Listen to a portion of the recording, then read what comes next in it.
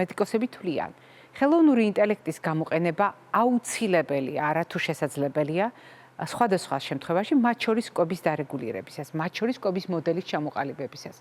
მაგრამ ხელოვნურ ინტელექტს უნდა ვანდოთ ბოლომდე ყველაფერი. მივცეთ დავალება, ამიწყოს დიეტა, შემიდგინოს დღიური რაციონი. ასეთი ბრძანება შეიძლება მისცეს ხელოვნურ ინტელექტს მხოლოდ სპეციალისტმა, რომელსაც აქვს ღრმა ცოდნა და შეუძლია შეაფასო როგორც სიკეთე, ასევე მცდარი ინფორმაცია, რომელსაც ხელოვნური ინტელექტი პასუხად შესთავაზებს. ამ გამიჯვნისას სპეციალისტს აქვს სამარჯვები. აქვს მსგავსი სამარჯვები ფართო საზოგადოებას. სამწუხაროდ შეიძლება აღმოჩნდეს საფრთხის ქვეშ ასეთი გადაწყვეტილება, რატომ?